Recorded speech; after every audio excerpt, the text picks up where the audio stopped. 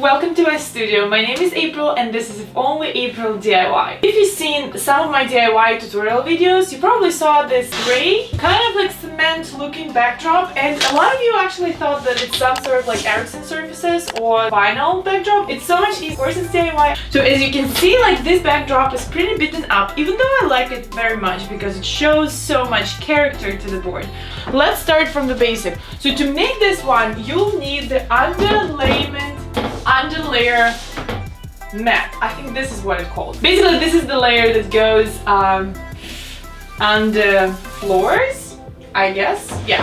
So anyways, the dimensions that I used, it was 2 feet by 3 feet. I'm gonna make it longer this time because it's just like more convenient. So let's get to it. You'll also need brushes, you'll need the sponge, you'll need the house paint, just regular house paint. There was like a 3 different combinations for 2 of my backdrops, but let's start from the beginning. The first layer, it will be this gray color, and you know what, we're not gonna be cute, we're just gonna pour it all over like this. Yay! I mean, what's gonna happen, right? And then we're gonna paint the surface. Basically, we're just gonna cover the whole surface with gray, and then we're gonna continue working on it. And trust me, you don't need more paint than the sample. And talking about paint, you should use flat finish or like matte, because when you take pictures or you take videos on your surface, you don't want it to be glossy so it reflects in the camera. Okay, and here where things gonna get a bit interesting. I'm not sure if this is actually the right technique or not, but that's what we're gonna do.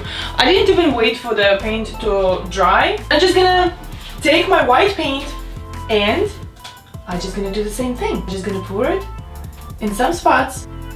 I mean, it doesn't matter where. Just probably a bit at a time. Oops. Oops. Well, we didn't expect that happening, but well. We're gonna deal with it. And then you just start blending it in like this. You start blending the gray paint with the white.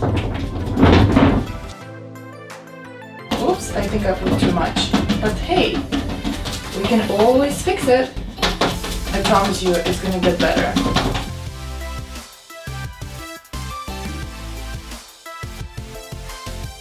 Look at this, our Milky Way. So this way, you see, we're gonna get some texture, like really nice texture inside, but it's not gonna be too textured because I didn't want to put plaster on it, because when I do my DIY projects, sometimes I have to have like a flat surface, so I cannot allow my surface to be bumpy. Does that make sense? On top of this, I wanted to blend in some of the pink color, which is the Stolen Kiss. And I'm gonna leave you in description all the colors that I used, so if you want, you can do the same. Look at this, I actually like this technique better. So you basically pour a little bit of paint on your sponge, and then, yeah, and then we're gonna start blending in the pink, which is gonna give us a little bit of this brighter, lighter color on the surface, and it's just gonna look light and happy, you know? Interesting, because very textured. So try to blend in all of this obvious dots and obvious drops and drips. And guys, let me tell you, it's so therapeutic. If you're gonna frame this whole thing, like this underlaying layer for the flooring, you're gonna paint it, and if you're gonna put some nice frame, the wooden frame on top of it, I mean, I would even consider this art. I mean, why not? You made it. It looks amazing. And it might as well look very good on your wall. Just like choose the colors, and my advice about colors, I would go with 3 colors at a time, as like 2 of them would be neutral and 1 of them would be kind of colorish, because this way you're not gonna overdo the color thing, and your color is gonna still look balanced, you know? But if you feel that you made your surface too light or too bright, you can always go back and add more of the dark color, the one that you started with. Don't be discouraged, enjoy the process. So yeah, you don't want this those blobs or whatever to look like they're just drops of paint. So it's very important to feather it with the rest of the background. Yes. Just like this. Okay, I need to blend it in a little bit more, and I think I'm gonna add a little bit more gray because I kind of feel I overdid it with pink, so I don't want it to be too pink. But this time we're not gonna be using the brush, we're gonna be using the same technique with the sponge because we want it to be like blended in, right? Yeah, you see?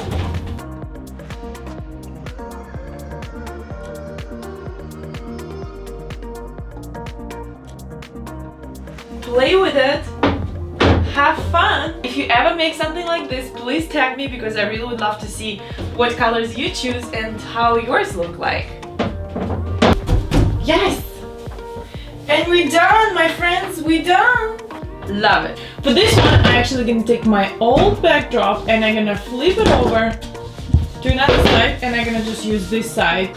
Okay, this backdrop we're gonna do exactly the same technique as the previous one, but we're gonna be using creme de caramel as a base, cockleshell, and a touch of studio clay. I think it's gonna look fabulous. This one is a fabulous color, I really love it. Our first layer is in and let's play around with colors. This is so exciting. I love this color so much recently, it's so cool.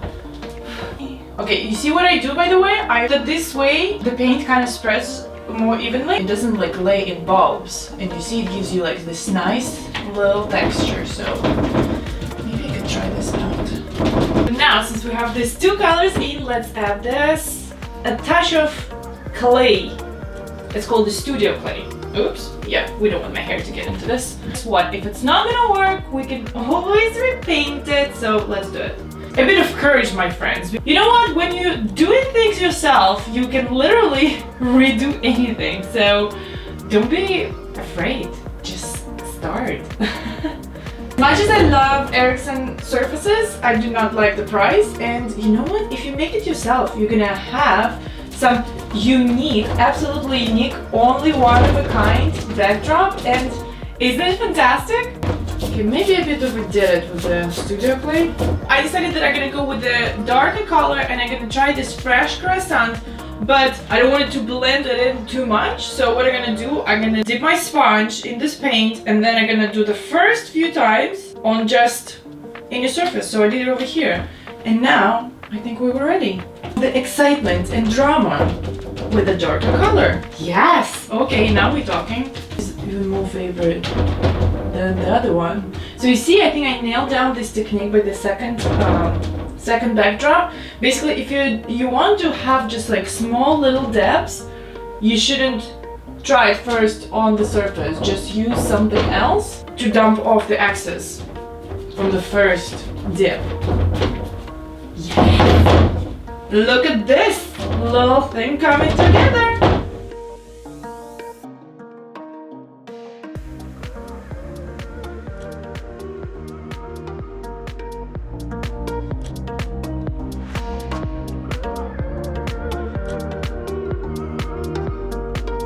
Thank you so much for watching, guys. I really hope that you enjoyed this video and now you know how to make the surfaces. So if you're new here, please subscribe, hit the notification bell button, and yeah, I'll see you next week. Bye!